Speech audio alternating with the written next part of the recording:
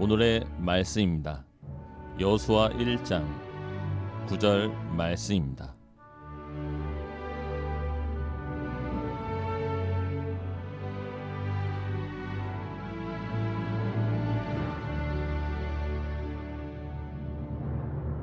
내가 네게 명령한 것이 아니냐. 강하고 담대하라. 두려워하지 말며 놀라지 말라. 내가 어디로 가든지 내 하나님 여호와가 너와 함께 하느니라 하시니라. 우리 하나님께 영광의 박수로 또 성가되는 감사의 박수를 한번 나누시죠. 한동안은 날씨가 너무나 더워서 교회까지 와서 예배 드리기가 참으로 어려웠다면 이제는 날씨가 너무나 좋아서 예배하기 어려운 때인데 오늘도 변함없이 하나님 사랑하는 마음으로 그 하나님의 사랑 경험하고자 이 자리에 변함없이 예배하고자 모이신 여러분 모두를 주님의 이름으로 환영하고 축복합니다. 오늘은 나를 격려하시는 하나님이라고 하는 제목으로 저와 여러분을 향하신 하나님의 마음 함께 나누도록 합니다. 오늘 말씀 시작하면서 한번 우리 양옆에 있는 분들, 혹시 혼자 계신 분들은 앞뒤에 있는 분들과 함께 인사 나누실 때 이렇게 인사 한번 나눠보시죠. 인사하시는 분이 한 분은 참 은혜롭게 생기셨네요 라고 인사하시고요. 그 인사를 받으신 분은 이렇게 답해 보시죠. 사람 보는 눈이 있으십니다 라고 인사 나눠보세요. 참 은혜롭게 생기셨습니다. 예, 사람 보는 눈이 있으시네요. 다들 좀 얼굴 표정이 한결 편안해지셨습니다. 지금 여러분들께서 인사 나누신 것이 바로 격려를 주고 격려를 받은 일이 되어지는 것이죠. 여러분 오늘 잘 오셨습니다. 이 예배의 자리는 바로 여러분을 향한 하나님의 격려가 임하는 자리입니다. 오늘 주시는 말씀을 통하여 그 좋으신 하늘 아버지께서 얼마나 저와 여러분을 격려하고 계시는지 말씀을 통하여 다시 한번 실감하시기 바랍니다. 힘들고 어려울 때 나를 향하여 건네는 격려의 말 한마디가 우리에게 얼마나 큰 위로가 되어지는지 또한 힘이 되어지는지 몰라요. 하물며 저와 여러분을 마음 다하여 격려하시는 하나님의 말씀 한마디는 우리의 삶에 얼마나 큰 격려가 되어지겠습니까? 그리고 하나님의 말씀을 통하여 그 말씀 한마디로 우리가 격려를 받고 하루를 시작하게 되어지면 그 하루는 우리의 삶에 얼마나 복된 하루가 되어지겠습니까? 그렇게 하나님의 격려는 언제나 우리에게 새로운 힘이 되어집니다. 오늘 아무 염려 없는 것처럼 내 마음이 조금 편안하신 분들도 계시고 세상에 무겁고 그 힘든 짐은 내가 다 지고 있는 그 심정으로 예배의 자리에 나오신 분들도 계실 터인데 여러분 우리가 오늘 어떠한 상황 가운데 있건 간에 격려가 필요 없는 사람은 이 땅에 한 사람도 없습니다. 그래서 때로는 의사의 처방전보다 따뜻한 격려 한마디가 우리의 마음을 치유하는 능력이 있는 것이죠. 오늘 말씀을 보니까 그 누구보다도 격려가 필요한 한 사람이 등장하고 있습니다. 여러분 출애굽기에 등장하는 이스라엘 백성들 기억하시나요? 광야의 이스라엘 백성들은 어찌 보면 문제아 집단입니다. 하나님의 백성으로 하나님의 놀라운 기적을 좀 경험하였으면 어떤 이상적인 신앙의 기준을 우리에게 비춰주는 그러한 신앙의 준거 집단의 그러한 모습을 우리에게 보여주면 좋겠는데 애굽을 빠져나오면서부터 모든 광야 생활을 마치는 40년 동안 그들은 끊임없이 원망하고 불평하였고요. 결국에는 하나님을 향한 원망이 눈에 보이는 모세를 향하여 언제나 악하고 독한 말들로 쏟아져 모세를 힘들게 만들었습니다. 이해도 돼요. 430년 동안 하나님을 잊고 살아갔는데 그들의 삶 가운데 다시금 하나님을 따르는 믿음의 삶을 온전히 살아낸다라고 하는 것은 참으로 쉬운 일이 아니겠죠. 그래서 그 백성을 그렇게 긍휼히 여기고 주님의 마음으로 돌보았던 지도자 모세조차도 하나님을 향하여 이렇게 기도하였던 적이 있습니다. 민수기 11장 11절 말씀이에요. 모세가 여호와께 여짜오되 어찌하여 주께서 종을 괴롭게 하시나이까? 어찌하여 내게 주의 목전에서 은혜를 입게 아니하시고 이 모든 백성을 내게 맡기사 내가 그 짐을 지게 하시나이까? 그럼에도 한없이 흔들리고 좌충우돌하는 이스라엘 백성들에게 모세는 언제나 뛰어난 해결자가 되어지죠. 그리고 공평한 재판관이 되어졌고 언제나 하나님의 마음을 우리에게 변함없이 들려주었던 뛰어난 선지자가 되어 주었습니다. 그러니 모세가 나이가 들어가고 있는 것이 그들의 눈에 보이기는 했지만 이스라엘은 그 누구도 모세 아닌 다른 지도자를 그들의 삶 가운데 생각해 본 적이 단 한 번도 없었습니다. 근데 문제는 무엇입니까? 이스라엘 백성들의 생각과 하나님의 생각이 전혀 달랐다라는 것이죠. 그래서 하나님께서는 가장 중요한 순간에 그 모세를 그들의 삶 가운데 퇴장시키십니다. 모세는 가나안 땅에 들어가지 못하게 되어졌고요. 이제 약속의 땅 가나안 땅에서 이스라엘 백성들을 새롭게 이끌어야 하는 지도자가 필요해진 것입니다. 민수기 27장 말씀에 보면 이 사건이 너무나 급작스럽게 일어나게 되어져서 말씀에 의하면 모세는 하나님의 말씀에 어떠한 불평이나 억울함은 전혀 없어요. 하나님과 모세의 관계의 친밀함이 무엇인지를 우리에게 정확하게 보여줍니다. 말씀은 기록하지는 않지만 나를 여기서 멈추게 하신 하나님의 마음이 무엇인지 모세는 이해했던 것 같습니다. 그래서 모세는 그저 아무런 말도 하지 아니하고 자신의 모든 사명을 하나님 앞에 내려놓으면서요, 단지 하나님 앞에 한 가지를 기도하는데 그 기도의 내용이 무엇이었냐면 이스라엘 백성들이 목자 없는 양과 같은데 그들이 이 광야에서 헤매지 아니하도록 좋은 지도자를 세워달라고 하나님 앞에 기도를 드리게 되어졌던 것이죠. 그렇게 생각해보면 모세는 참 좋은 지도자였고 하나님께서 그를 참 좋은 지도자로 만들어 가신 것 같아요. 바로 그때 하나님께서 지명하신 새로운 지도자가 누구였습니까? 오늘 본문의 말씀에 등장하고 있는 여호수아였던 것이에요. 그러니까 여러분, 모세가 여호수아를 키워낸 것이 아니라 여호수아를 모세의 후계자로 낙점하신 것은 바로 여호와 하나님이셨던 것이죠. 이렇게 모세는 단 한 번도 내가 이렇게 은퇴하게 되어질 것을, 하나님께로 돌아가게 되어질 것을 몰랐기 때문에 후계자였던 여호수아가 자격이 없다라는 것이 아니라 하나님의 말씀을 듣게 되어진 그 후에야 여호수아를 기억하게 되어졌던 것입니다.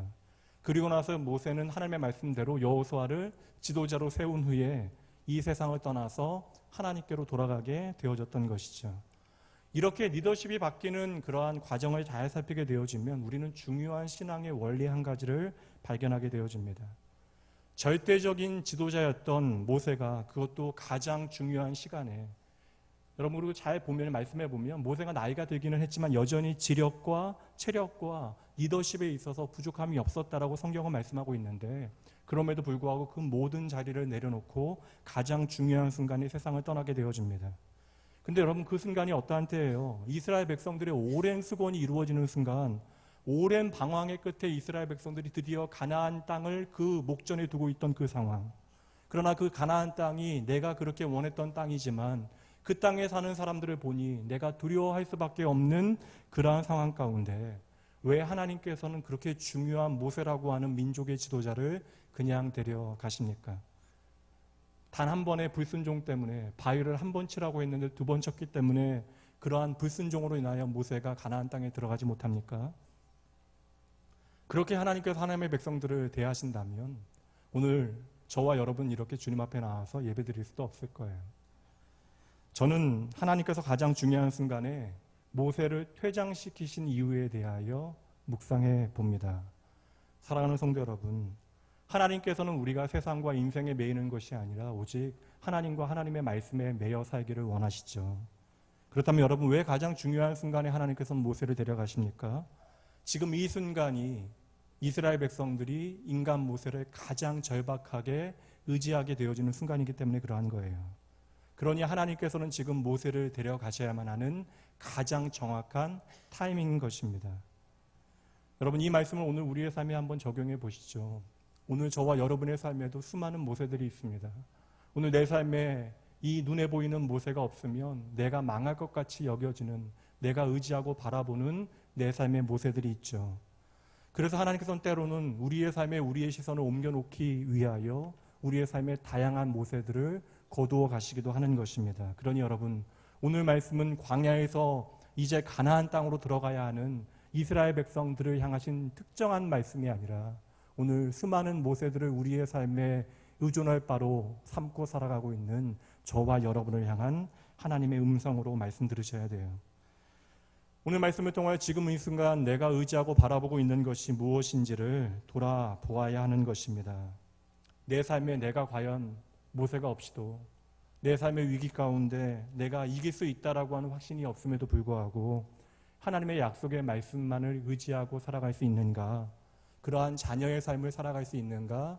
오늘 말씀을 통하여 정직하게 우리 자신을 비추고 돌아보아야 하는 것이죠. 사랑하는 나건교회 성도 여러분, 인생과 사람이 아니라 하나님께서 우리에게 주신 말씀을 의지하는 것이 믿음의 백성들의 삶의 방식이 되어져야 하는 것입니다. 우리가 다들 우리의 삶 가운데 승리하기를 원하는데 그 승리라고 하는 것이 무엇인지를 제대로 아는 것도 중요하지만 그 승리라고 하는 것은 우리의 삶의 처지와 사람과 환경에 매이는 것이 아니라 오직 하나님께만 있는 것을 우리의 머리가 아니라 우리의 가슴과 삶의 방식을 통하여 우리는 경험적으로 배워내야 하는 것입니다. 이것이 가장 중요한 순간에 하나님께서 모세를 이스라엘 백성들로부터 데려가신 이유가 되어지는 것이죠.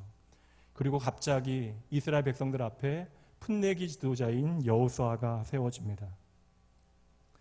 대통령이 바뀌게 되어지면 우리나라도 대통령직 인수위원회가 가동되어집니다. 요 사이는 거의 200명 가까운 인원들이 2개월에서 길게는 3개월까지 새로운 지도자의 성공적인 국정 운영을 위하여 여러 가지 준비를 하게 되어집니다. 그렇게 생각해 보면 여호수아의 입장에서는 모세는 정말 불친절한 그러한 전임자가 되어지는 것이죠. 여호수아는 지도자 수업을 제대로 받지도 못했고요. 인수인계조차 제대로 받지 못한 상황에서 리더가 되어집니다. 당연하죠.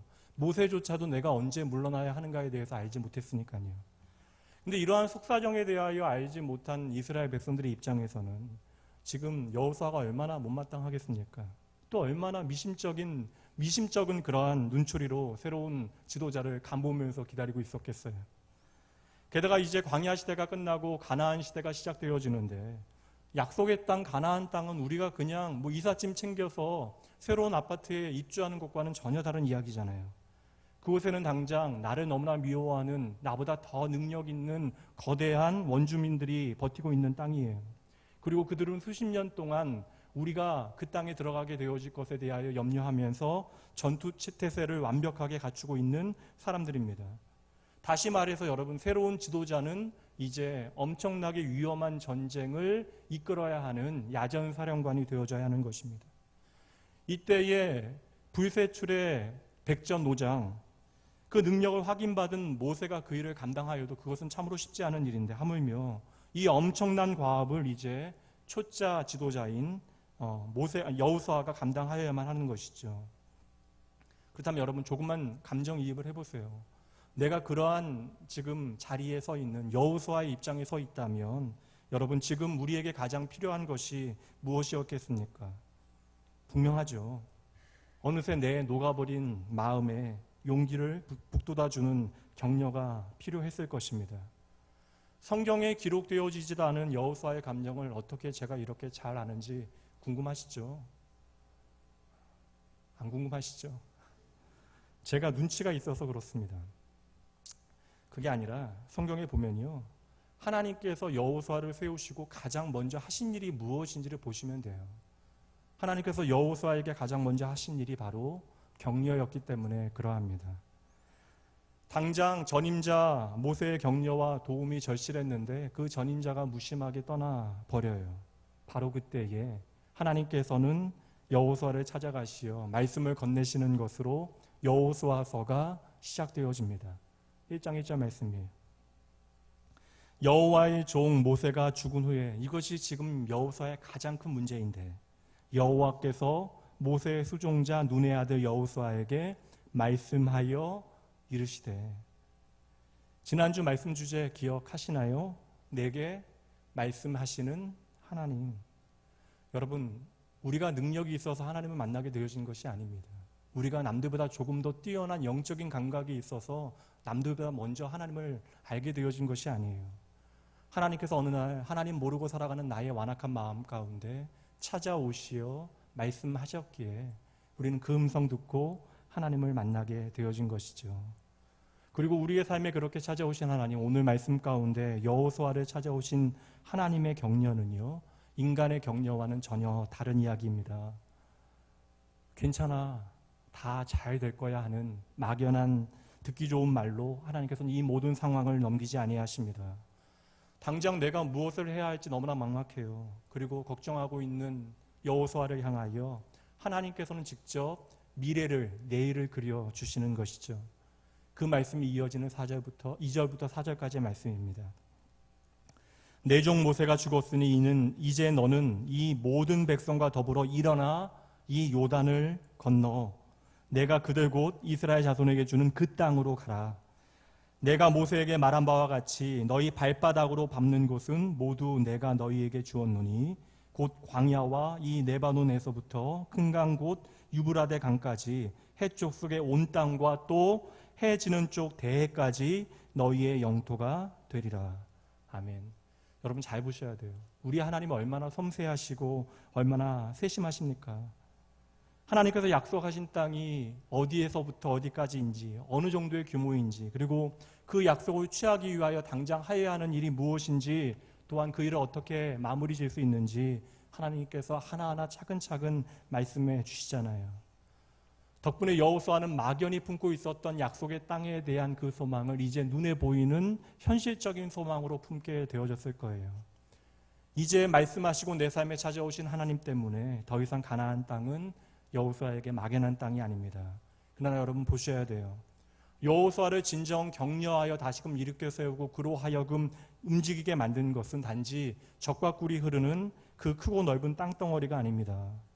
여호수아의 지난 삶을 생각해 보실까요? 1절 말씀에 이미 설명하고 있는데 여호수아는 모세를 늘 그림자같이 따라다니며 수종하였던 그의 경호원이자 최측근 보좌관이었습니다. 그러나 여호수아는 그 40년의 세월 가운데 하나님을 대면하여 보거나 하나님의 음성을 직접 들은 적은 단 한 번도 없었던 것이죠. 하나님께서는 모세를 늘 언제나 하나님의 장막, 하나님의 회막에서 만나시고 모세는 그렇게 회막에서 하나님을 만난 후에 숙소로 돌아가게 되어졌을 때 여호수아는 그 회막을 떠나지 못합니다. 나도 그렇게 하나님과 만나 친밀히 대화하고 싶은 열망이 그의 안에서 자라나고 있었을 것이에요. 아마도 신약 성경에 보면 변화산에서 엘리야와 모세와 함께 하신 주님을 바라보며 여기에 텐트 3개를 치고 우리가 여기서 함께 살면 좋겠습니다 했던 베드로의 마음과 여호수아의 마음이 같지 않았을까 생각해 봐요. 이렇게 평생 열심히 모세를 따라다녔지만 광야 40년 동안 하나님은 오직 모세와만 대화하셨고 모든 것을 모세를 통하여 알게 하셨습니다. 그러니 여러분 당장 모세가 이스라엘 백성들을 떠나게 되어졌을 때 이스라엘 백성은 하나님과의 유일한 그러한 대화의 창구를 잃어버리게 되어졌던 것이죠. 그런데 여러분 웬일입니까? 모세가 세상을 떠나자마자 하나님께서 그 즉시로 여호수아를 찾아오십니다. 지금까지 여호수아의 입장에서는 하나님이 참으로 놀랍고 뛰어나신 분인 건 알아요. 그리고 하나님께서 말씀하신 하나님인지는 잘 알고 있었지만 그 하나님이 오로지 모세의 하나님이고 모세를 통해서만 일하시는 하나님인 줄 알았는데 그 모세의 하나님께서 이제 여호수아에게 찾아오시어 여호수아의 이름을 부르고 계시는 것이죠. 나의 이름을 부르며 찾아오시는 것만 해도 너무나 감사한 일인데 이것만 해도 나에게 참으로 격려가 되어지는 것인데 여러분 기억하세요. 찾아오신 하나님께서는 그의 격려를 말씀을 통하여 계속해서 이어가십니다. 하나님의 말씀을 통하여 우리를 향하신 하나님의 격려의 방법을 발견해내야 하는 것이죠. 그리고 여러분 오늘도 하나님께서 나를 찾아오시는 것 자체가 얼마나 무한한 격려인가를 여러분 기억해내셔야 하는 것입니다. 오늘 우리가 살피고 있는 여호수아서 1장 2절부터 9절 말씀을 여러분 자세히 읽어보면 집에 가서 자세히 한번 읽어보세요. 반복되어지는 표현이 있습니다. 반복되어지는 표현 가운데 여호수아의 감정에 대한 하나님의 그러한 일하시는 방법에 대한 두려워하지 말라, 놀라지 말라 하는 말씀에 대한 방법이 나오고요.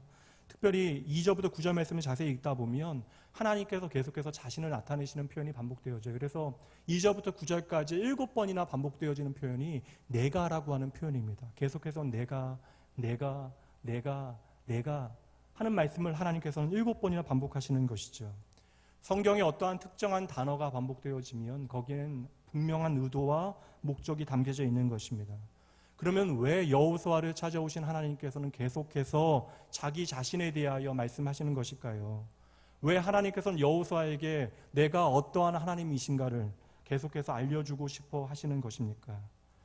여러분 그럼 잠시 말씀을 보면서 하나님께서 보여주신 하나님 당신이 어떠한 분이신지 함께 살피실 터인데 여호수아에게 들려주시는 말씀이지만 오늘 저와 여러분에게 들려주시는 말씀으로 이 말씀 확인해 내셔야 돼요. 봅니다. 2절 말씀에 보면 처음 모세의 주인이신 하나님, 그리고 이스라엘 백성에게 약속의 땅을 주신 하나님. 3절 말씀에 보면 이스라엘 백성이 발로 밟는 모든 땅을 주실 수 있는 하나님. 5절 말씀에 보면 평생에 대적할 자가 없게 하시는 하나님. 그리고 모세와 함께 하셨던 하나님, 그러나 이제는 여호수아와 함께 하실 하나님. 그 하나님은 오늘도 저와 여러분과 함께 하십니다.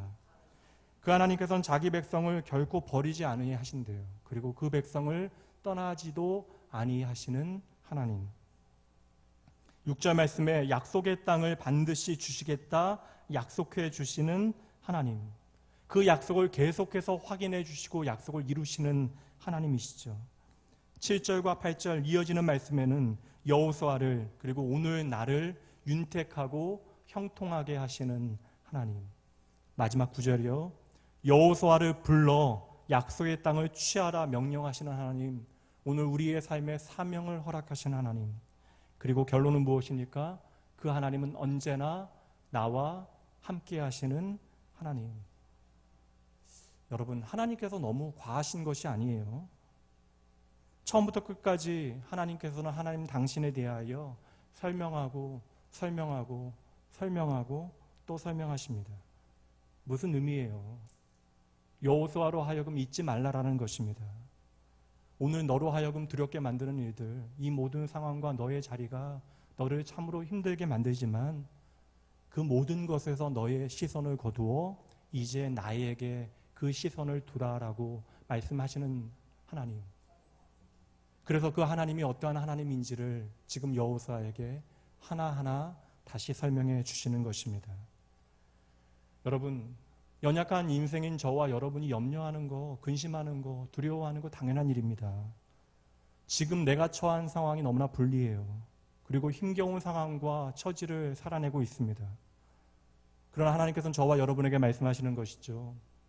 염려하고 걱정하는 것 당연한 일이지만 너희의 삶에 이 염려, 걱정 대신에 이 모든 상황을 초월하여 오늘도 우리 가운데 함께 하시고 일하시는 하나님만 바라보라라는 거예요. 하나님의 말씀이 무엇입니까? 너 많이 힘들지? 너를 힘들게 만드는 모든 문제들 이제부터 내가 책임질 테니 너는 한 가지만 기억하고 그거 해. 나만 바라봐. 보세요, 여러분. 오늘 여호수아를 향한 하나님의 격려가 무엇입니까?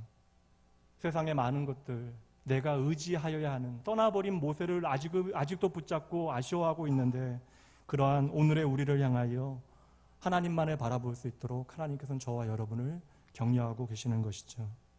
만약에 여러분 여호수아가 계속해서 모세와 자기를 끊임없이 비교하는 이스라엘 백성들만 바라봤다면, 더불어 또 가나안 땅에 있는 그 호전적인 아낙 자손만 바라봤다면 여호수아도 이내 아버지 세대같이 그 광야에서 주저앉고 말았을 것이에요. 그리고 그들처럼 여호수아도 말했겠죠. 나는 모세가 아니다. 모세와 같은 능력이 나에게도 없고 나는 단 한 번도 하나님의 음성을 들어본 적도 없는데 내가 과연 이 자리에서 무엇을 할 수 있을까? 내가 과연 이스라엘 백성들을 이끌고 저 강한 적들과 싸워 이겨낼 수 있을까? 언제나 하나님의 약속의 말씀은 우리의 삶에 충분히 흐려질 수 있어요. 하나님의 약속의 말씀이 흐려지는 것이 아니라 우리의 삶에 그 수많은 문제와 어려움들이, 그 장애물들이 하나님의 약속의 말씀을 가려 우리로 하여금 그 약속의 말씀을 바라보지 못하게 만드는 것이죠. 우리의 걱정과 근심의 먹구름은요, 그렇게 언제나 누구에게나 순식간에 다가올 수 있는 것입니다. 그러니 여러분, 내 자신을 의지하는 것은 그렇게 힘이 되지 못해요. 하나님의 은혜를 많이 경험하였다 이야기하는 사람들도 작은 일에 넘어질 수 있는 것입니다. 한 작가가 자신은 산책길에 걱정과 근심을 자기가 정해놓은 한 나무에 걸어놓고 돌아온대요. 걱정나무라고 하는 나무에 자신의 모든 오늘의 걱정과 근심을 하나하나 걸어놓은 다음에 가벼운 발걸음으로 돌아와서 일상을 시작하노라 이야기합니다. 저는 사실 그 말이 잘 공감이 되지 않아요. 목사인 저도 그게 잘 안 되거든요. 작가의 상상력에서는, 그 감성에서는 잠시 그 일이 가능할지는 몰라요. 그러나 여러분 한번 생각해 보세요. 우리가 석촌호수에 걱정나무를 하나 만들어 놓고 그곳에 우리의 모든 걱정을 다 걸어놓고 돌아오면 우리의 삶의 모든 걱정이 끝나게 되어지는 것입니까? 결코 쉬운 일이 아니에요. 성도 여러분, 오늘 염려하고 걱정하고 있는, 그러면서도 그것을 들키면 안 돼요. 그러한 여호수아를 찾아오신 하나님께서는 여호수아의 모든 걱정과 근심을 떨어내게 하기 위하여 매 순간 하나님 앞에 시선을 돌려야 함을 말씀하십니다. 그러나 그것을 명령하시되 여호수아로 하여금 그 하나님이 어떠한 분이신가를 친히 오늘 말씀을 통해서 확인하게 하시는 것이죠. 그 하나님이 어떠한 분이신지 우리가 알아야 그 하나님 바라볼 수 있죠. 그리고 우리가 하나님 바라봐야 하나님을 의지할 수 있고 하나님의 약속의 말씀을 다시 기억해낼 수 있는 것입니다. 그래서 오늘도 하나님께서는 여호수아와 마찬가지로 저와 여러분을 격려하시기 위하여 가장 먼저 저와 여러분을 말씀을 통하여 찾아오시어 내가 누구인가를 우리에게 계속해서 말씀해 주시는 거예요. 이제 여러분 5절 말씀으로 함께 가보도록 할 터인데요. 드디어 하나님의 격려가 여호수아의 가슴 한복판에 명중합니다. 아무에게도 내 가슴 말하지 못하고 감당하지 못할 자리에 앉아서 전전긍긍하고 끙끙거리고 있는, 그렇게 고민하고 있었던 여호수아의 마음을 단번에 시원하게 해주시는 말씀. 내 평생에 너를 능히 대적할 자가 없으리니 내가 모세와 함께 있었던 것 같이 너와 함께 있을 것임이니라. 내가 너를 떠나지 아니하며 버리지 아니할게. 여러분, 이 말씀에서 어느 부분이 여러분 마음에 와서 닿으십니까? 첫 번째 줄이 있는 너를 능히 대적할 자가 없을 것이다. 멋진 일이네요. 너와 함께 있을 것이다. 마지막에 너를 떠나지 아니하고 버리지도 아니하겠다. 다 너무나 좋은 말씀, 멋진 말씀입니다. 제가 그런데 여호수아의 입장이라면 제 마음을 관통하여 제 마음을 시원케 하는 말씀은 이 말씀 같아요. 내가 모세와 함께 있었던 것 같이. 모세의 후계자로 지금 여호수아가 겪어야 하는 고민을 하나님께서는 정확하게 짚어내고 계시는 거예요. 모세와 평생 함께 하였던 것 같이 이제 내가 너와 함께 할게.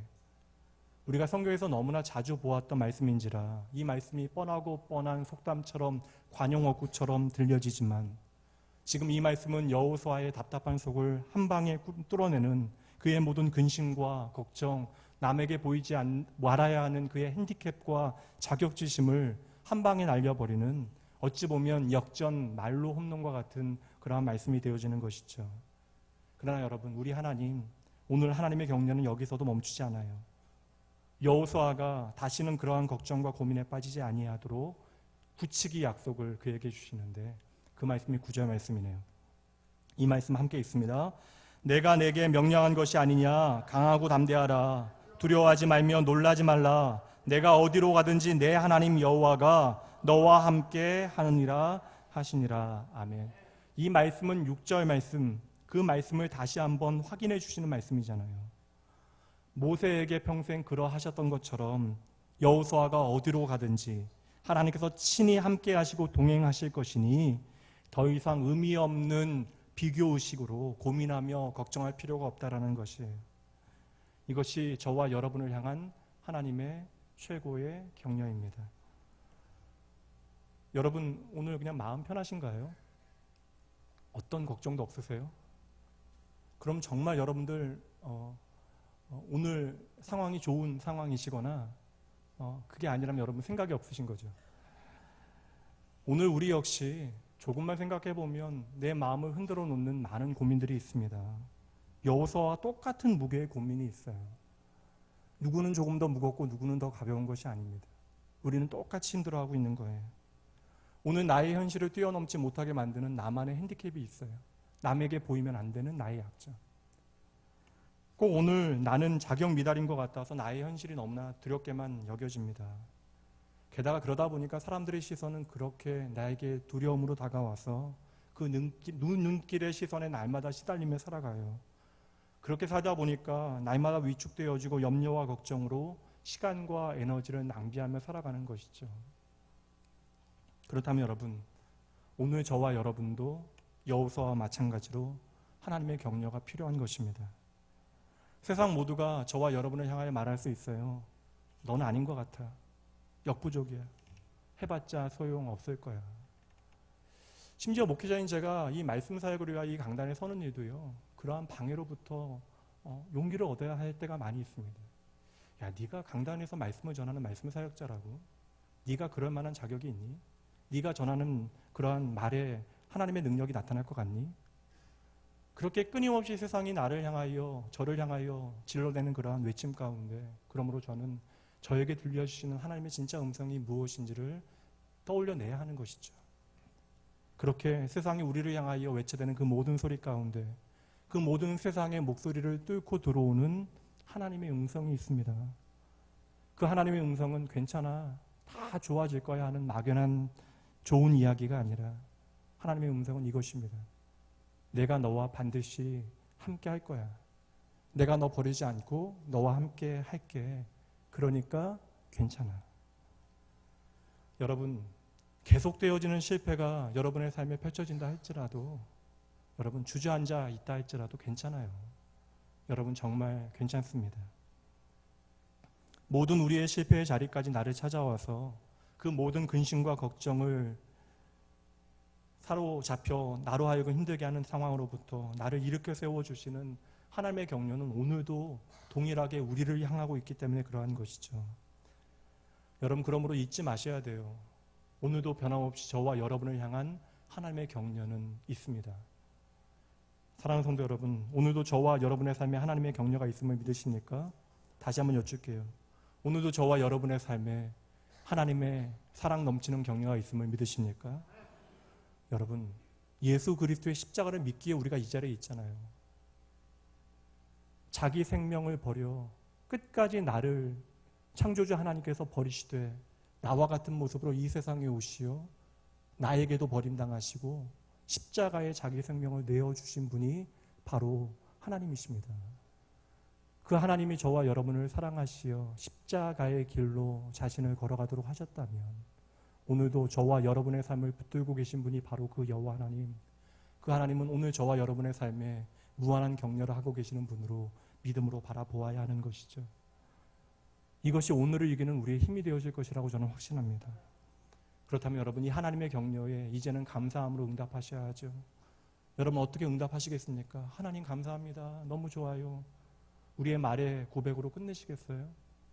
그저 우리의 걱정을 잠시 하나님이라고 하는 걱정나무에 걸어놓고 돌아와 다시 우리의 삶이 흔들리게 되어질 때 염려하는 그러한 삶으로 응답하시겠습니까?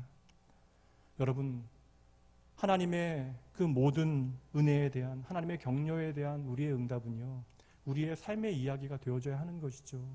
오늘 열심히 하나님의 말씀 잘 들으시고 아멘 하신 대로 저 예배당 문을 나가셔서 여러분들이 오늘 오후로부터 다음 주 주일까지 살아내는 삶의 이야기가 하나님의 격려에 대한 여러분의 응답의 이야기가 되어져야 하는 것입니다. 그리고 구체적으로 그 하나님의 응답은요, 하나님을 향한 여러분의 응답은 여러분의 삶을 통하여 하나님의 격려를 증거해내는 거예요. 흘려보내는 것입니다. 하나님의 창조의 원리가 많이 있지만 우리를 향한 하나님의 창조 원리 가운데 하나는 우리가 하나님의 격려 없이는 살아갈 수 없는 존재로 하나님께서 우리를 만드셨다는 것입니다. 나는 격려가 없어도 괜찮아 하시는 분들 계십니까? 아니잖아요. 우리가 잘 나가는 순간에도 누구로부터 끊임없이 격려받기를 원하는 것이 우리의 본성입니다. 그러므로 여러분, 우리는 반드시 격려가 필요하고 우리가 오늘 격려를 필요로 하는 것은 바로 우리가 하나님의 형상대로 창조되어졌기에 우리가 하나님께로부터 공급되어지는 격려를 받지 아니하고는 살아갈 수 없는 존재임을 말씀해 주시는 것입니다. 그러니 여러분, 격려를 받고자 하는 것은 우리의 본성이에요. 하나님의 창조의 원리입니다. 그래서 여러분 세상에서 가장 무정한 사람들은요 대개는 그의 삶 가운데 제대로 된 격려를 받아본 적이 없는 사람의 경우가 많은 것이죠. 그렇다면 여러분 우리가 어떻게 하면 참된 격려를 누리고 나눌 수 있게 되어질까요? 비결은 다른 거 아닌 것 같아요. 세상 사람들의 격려와 오늘 하나님을 주인 삼은 저와 여러분의 격려가 어떻게 다를 수 있을까요? 그 비결은 바로 세상의 모든 사람들이 하나님의 형상대로 창조되어진 하나님의 귀한 영혼들이라고 하는 사실을 우리가 바라보아야 하는 것. 그리하여 내가 미워하는 저 사람의 심령조차도 그 존재조차도 하나님의 형상대로 창조되어진 하나님의 사람임을 우리가 발견하고 애써야 하는 것입니다.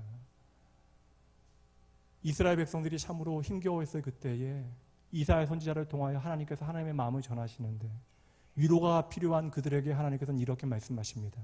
이사야 40장 말씀 보도록 하시죠. 방송시에도 격려가 필요해요. 1점에서 함께 읽습니다. 함께 읽습니다. 너희 하나님이 이르시되 너희는 위로하라. 내 백성을 위로하라. 지금 당장 내 코가 석자. 내가 격려가 필요한데 하나님께서 말씀하십니다. 네가 먼저 격려해. 네가 먼저 나의 백성을 위로해봐.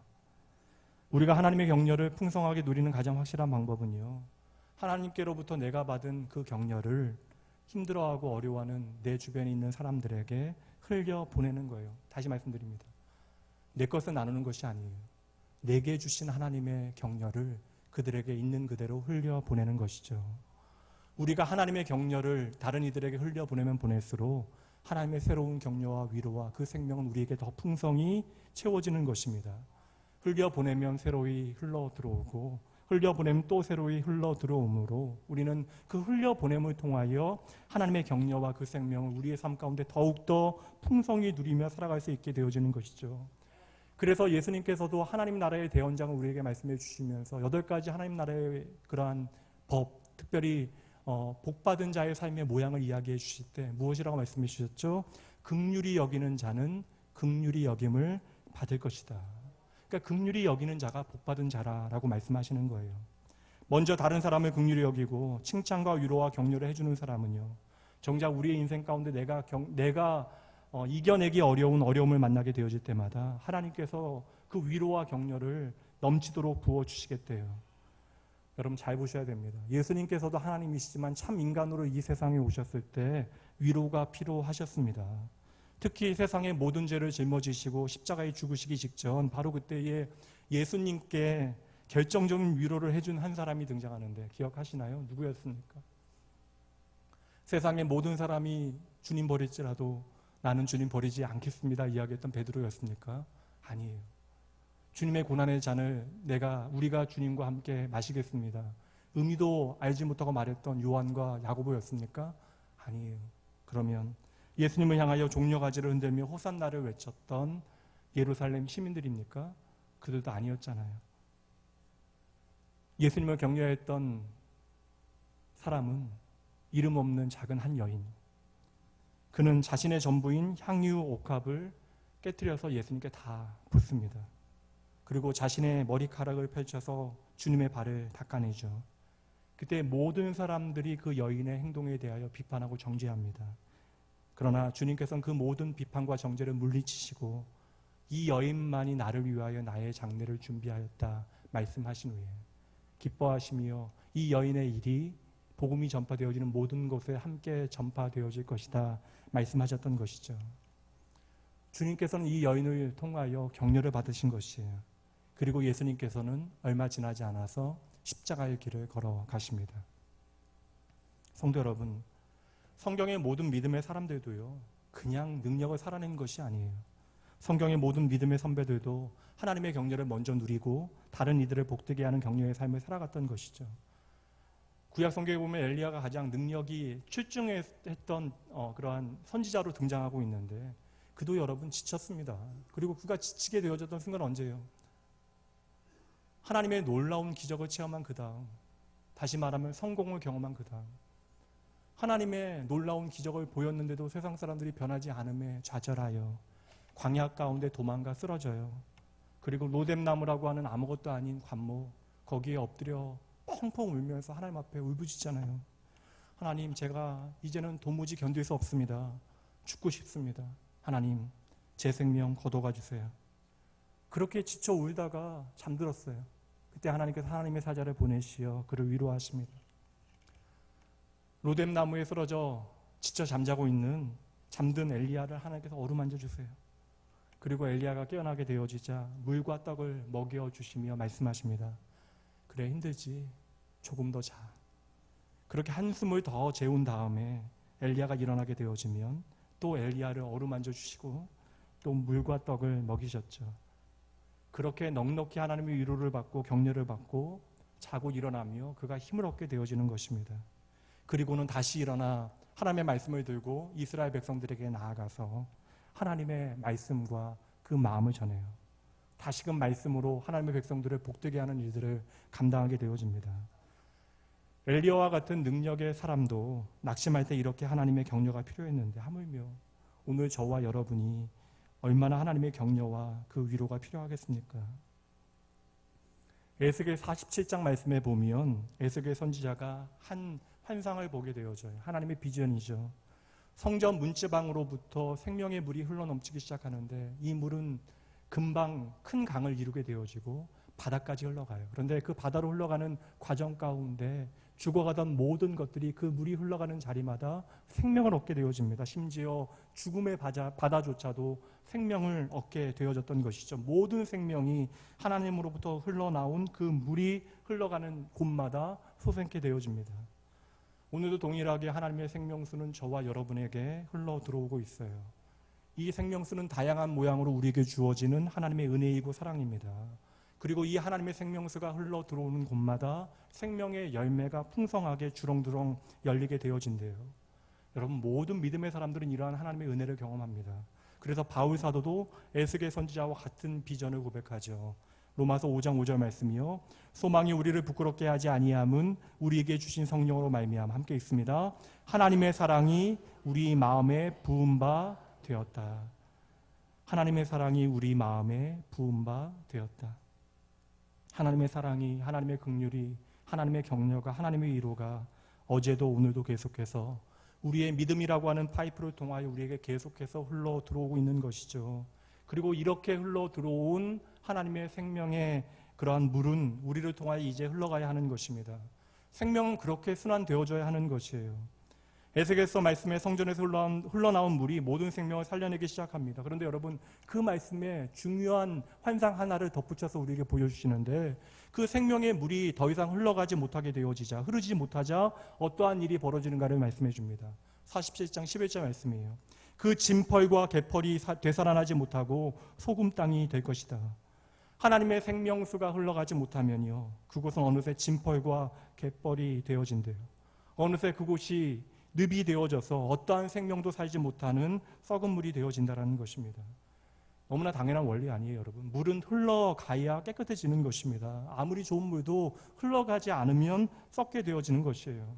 그리고 냄새를 풍기게 되어집니다. 그래서 여러분, 물이 흐르지 않을 때에는 바람을 통해서라도 그 물을 뒤집어야 하는 것이죠. 우리가 태풍을 두려워하고 태풍을 통하여 많은 피해를 보게 되어지지만 태풍을 통하여 얻게 되어지는 유익은 그것과도 비교할 수 없을 정도로 큰 것입니다. 태풍이 없으면 이 세상은 사막화 되어질 것이고 심지어 바다까지도 썩게 되어질 것이에요. 사랑하는 성도 여러분, 이미 하나님의 감당 못할 사랑과 은혜, 그 격려를 체험하신 여러분이 이제는 여러분의 삶을 통하여 나누는 작은 격려를 통하여 오늘 낙심하여 우는 자들, 나보다 더 힘든 사람들을 일으켜 세울 수 있어요. 그들의 오늘과 미래를 바꿔 놓을 수 있는 것입니다. 우리를 통하여 하나님의 생명의 역사를 나타낼 수 있는 것이에요. 그래서 저와 여러분이 예수 그리스도의 십자가의 증인들인 것이죠. 하나님께서는 하나님의 격려를 오늘 하나님의 은혜와 사랑을 경험한 여러분을 통하여 세상을 향하여 흘러가기를 원하시는 것입니다. 그를 통하여 여러분이 살아나게 되어질 것이에요. 그리고 그를 통하여 여러분의 격려가 흘러 들어간 그 사람을 살려내게 되어질 것입니다. 이제 말씀을 정리해 보도록 할게요. 사심 없이 나누어진 작은 격려가 만들어낸 생명의 이야기를 함께 나누고 말씀 정리해 보죠. 2015년 7월 23일 새벽에 미국의 뉴저지에 있는 한 식당에서 두 소방관이 대화를 나누게 되어집니다. 그때 한 식당의 종업원이 이 두 소방관들의 대화를 듣게 되어지고 그들에게 작은 쪽지 하나를 전하게 되어져요. 오늘 당신들의 아침은 제가 대접하겠습니다. 리즈 우드워드라고 하는 이 아가씨는 이 식당에서 7년 동안 야간에만 일을 하는 아가씨였어요. 밤새 동안 식당에서 일을 하고요. 마지막 아침에 가게를 청소하고 퇴근하는 것이 그녀의 일인데 이 가게 바닥을 청소하면서 우연히 이 소방관이었던 두 남자의 대화를 듣게 되어졌던 것이죠. 이 소방관은 지난밤에 창고에 불이 나서 밤새 12시간 동안 그 창고의 진화 작업에 투입이 되어진 이들이었습니다. 밤새도록 아무것도 먹지 못하고 그 먹지 못한 배를 채우기 위하여 이 식당을 찾게 되어졌던 거예요. 그 둘이 자리에 앉아서 지난밤의 화재가 얼마나 위험했는지에 대하여 대화를 나누고 있을 그때에 그 말을 옆에서 듣고 있었던 이 식당 종업원인 아가씨는 영수증에 가격 대신에 어떠한 작은 메모를 적어서 건네게 되어집니다. 메모. 예. 내용 그대로 제가 읽어드릴게요. 두 분의 아침 값을 제가 대신 계산할게요. 모두가 도망쳐 나오는 곳으로 기꺼이 뛰어들어가 사람들을 구하는 당신들에게 정말 감사합니다. 날마다 거칠고 힘든 일을 기꺼이 용기 있게 맡아주셔서 다른 모든 사람들을 대신하여 감사드립니다. 오늘 하루는 푹 쉬세요. 이 아가씨의 깊은 배려가 담긴 메모에 이 두 소방관은 감동을 받게 되어져서 이 따뜻한 메모를 SNS에 올리게 되어져요. 그리고 얼마 뒤에 그녀를 아는 사람들이 이제 그 글을 보고 나서 리즈라고 하는 아가씨가 얼마나 어려운 형편 가운데 있는지, 얼마나 도움이 필요한 사람인지를 그 밑에 댓글로 달아놓기 시작합니다. 이 아가씨는 아버지가 있었는데 사지 마비 환자예요. 몸을 움직이지 못하는 아버지를 위해서 밤에만 일을 하고 낮에는 아버지를 돌봐왔던 것입니다. 그리고 아버지가 집 밖으로 전혀 나가지 못하니까 아버지가 휠체어를 타고 그 차에 오를 수 있도록 그 낡은 밴에, 미니밴에 그 휠체어를 자동으로 실을 수 있는 장비를 설치하기 위해서 돈을 모으고 있는 거예요. 그 돈이 17,000불, 약 2천만 원의 돈이 필요합니다. 그녀의 사연을 알게 되어진 소방관들이 그 어려운 상황 가운데서도 자신들에게 마음 담긴 격려를 나누어준 그녀의 사연을 다시 SNS에 올리게 되어졌고요. 그녀의 사연에 감동한 수많은 사람들이 자발적으로 모금을 시작했는데 단 하루 만에 아버지를 위하여 모인 돈이 6만 불. 그 돈은 정확하게 새로운 이제 오래된 차 말고 새로운 미니밴에 딱 그 장치를 아버지를 이렇게 옮길 수 있는 장치를 실을 수 있는 새 차를 모을 수 있는 6만 불의 돈이 하루 만에 모금되어집니다. 여러분 생각해 보세요. 밤새도록 7년 동안 동일한 일을 해옵니다. 그리고 의미 없는 일같이 보이는 바닥을 정리하고 있을 그때에 내 몸도 너무 힘들지만 밤새껏 다른 생명을 위하여 불을 끄다가 지쳐서 들어온 소방관들을 보고 그녀는 내가 나눌 수 있는 작은 마음의 격려를 나누었던 것이에요. 그렇게 작은 격려가 나를 통하여 그들에게 흘러가게 되어지니 그녀의 삶에 새로운 놀라운 기적과 같은 일이 벌어졌던 것이죠. 여러분, 우리의 삶 가운데 우리가 나누는 작은 격려와 위로의 메시지는요, 나에게 다시 생명의 부메랑이 되어져서 엄청난 축복으로 다시 채워지는 것입니다. 여러분, 우리가 이런 생각할 수 있죠. 누군가를 정말 격려하고 돕고 싶은데 내가 그럴 만한 상황이 되지 않는다라고 생각할 수 있습니다. 그러나 여러분, 격려에는 거창한 준비가 필요 없는 거예요. 주님의 마음이 담긴 격려의 말로부터 시작하시면 되는 것입니다. 격려라고 하는 것은 그래서 저는요, 하나님의 말씀 가운데 하나라고 확신합니다. 말 하나에 담겨져 있는 힘이 얼마나 대단해요. 격려라고 하는 것은요, 숨겨진 재능을 발견해내고 인생의 진로를 바꿔내기도 합니다. 그리고 한마디의 격려는 모든 아픈 상처를 치유해내고 다시금 일어날 수 있는 소망을 갖게 해주는 것이죠. 그러니 여러분 분명합니다. 격려는 내가 어떠한 존재인지를 깨닫게 하시는 하나님의 음성이에요. 이렇게 하나님의 격려는 다른 사람을 힘나게 하는 것에서 한 걸음 더 나가게 되어져요. 상대방이 내가 그저 힘을 내는 것으로 멈추는 것이 아니라 그리스도인으로 조금 더 성장하여야 하겠다라고 하는 마음을 가질 수 있도록 돕는 일이 바로 하나님의 격려입니다. 작은 싹이 돋아났을 때 그 싹을 밟고 잘라내는 것이 아니라 그 싹이 잘 자랄 수 있도록 도와주는 것이 바로 하나님의 격려가 되어지는 것이죠. 사랑하는 성도 여러분, 이것만 기억하시면 좋을 것 같아요. 오늘도 하나님은 저와 여러분을 격려하십니다. 이렇게 말을 바꿔볼까요? 오늘 저와 여러분은 하나님의 격려가 필요해요. 하나님의 격려는 그런데 다행스럽게도 어떠한 조건이 없어요. 이사야 41장 10절 말씀 보도록 하시죠. 이 말씀 함께 읽습니다.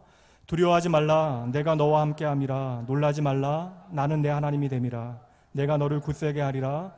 참으로 너를 도와주리라. 참으로 나의 의로운 오른손으로 너를 붙들리라. 아멘. 오늘 이 시간 하나님의 격려를 들으십시오. 오늘도 하나님은 상처받고 방황하는 영혼을 일으키십니다. 오늘도 인생에 잃어버린 의미 가운데 좌절하고 있는 영혼들을 하나님께서는 회복시켜 주세요. 오늘도 하나님께서는 내가 나 하나 지키기도 이렇게 힘든데 그래서 어찌할 수 없노라 이야기하는 저와 여러분을 향하여 하나님의 그 놀라운 생명과 회복의 역사에 저와 여러분을 불러 그들을 살려내는 일을 감당하게 하십니다. 그를 통하여 우리는 나를 향하신 하나님의 마음을 배우게 되어지는 것이죠. 저와 여러분이 할 일은 다른 것 아니에요. 오늘 저와 여러분을 향한 하나님의 격려를 있는 그대로 받아들이는 것입니다. 그리고 하나님의 격려는 언제나 우리의 삶 가운데 회복의 역사로 나타나게 되어질 것이에요. 그렇게 우리의 삶을 흘러넘치는 하나님의 격려의 역사는 또 다른 격려가 필요한 자들을 다시금 일으켜 세우는 하나님의 생명의 역사로 반드시 나타날 것입니다. 이 자리에 함께하는 낙원의 모든 가족들이 우리 예수님 닮은 격려의 삶으로 우리의 눈이 하나님의 눈을, 우리의 말이 하나님의 말씨를 닮아가서 낙원교회가 그리스도 안에서 사람을 살리고 세우는 생명이 자라는 생명에 터전되어지길 주님의 이름으로 축복하며 격려합니다. 이 시간 주님의 마음 기억하시면서 함께 찬양할까요?